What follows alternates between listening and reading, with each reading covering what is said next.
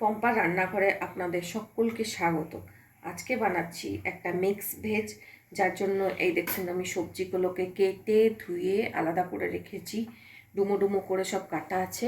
আর আমি এটাতে পুঁই শাক দিয়েছি, পুঁই শাক আর পুঁই শাকের ডাঁটা, তার সাথে বেগুন আছে, এটা ফুলকপি আছে, আর কিছু বড়ি এইগুলো।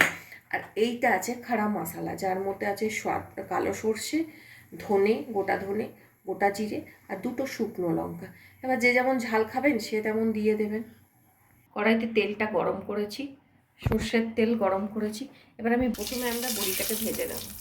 বড়িটাকে ভেজে তুলে রাখবো, তারপরে ফুলকপিটাকে ভাজবো।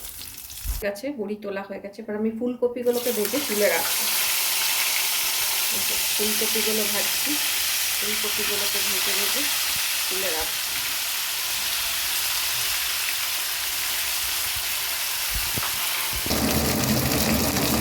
ফুলকপিটা ভাজা হয়ে গেছে। এবার আমি ফুলকপিটাকে তুলে নিচ্ছি।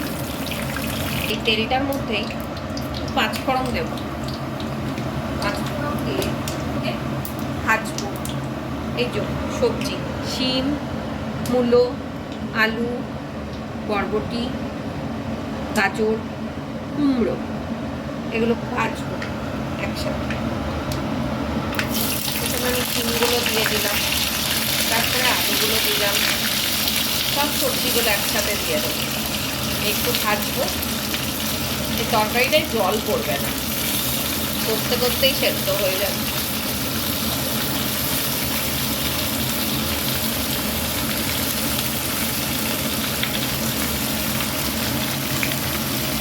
এটার মধ্যে একটু নুন আর হলুদ দিয়ে শুধু ভাজবো।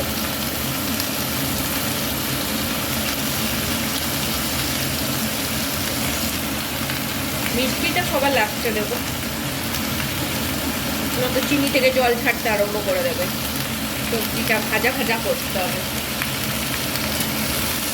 এই সবজিটা একটু ঢাকা দিয়ে দেবো, কারণ কষিয়ে কষিয়ে সবজিটাকে বানাতে হবে, তাই ঢাকা দিয়ে দিলাম।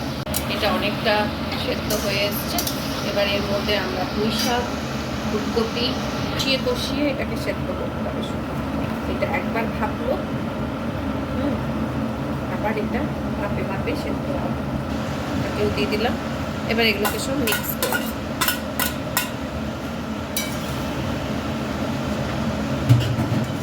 দেখো, এগুলো সব মিক্স করছি একসাথে।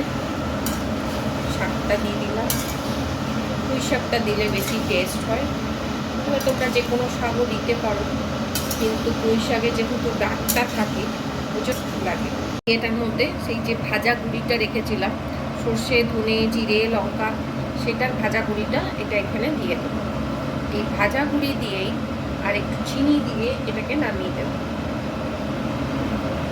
বড়িটা দেবো, ভাজা বড়িগুলো দিয়ে দেবো। এবার এটাকে কষাবো, কষিয়ে এটাকে নামিয়ে দেবো। হয়েই এসছে সেদ্ধ।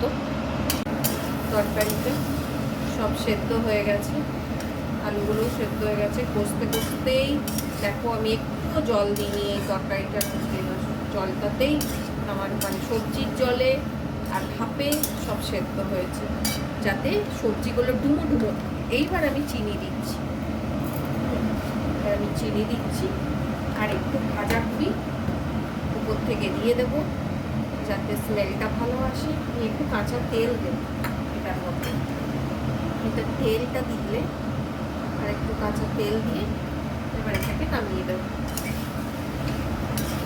এটা মিক্স ভেজ।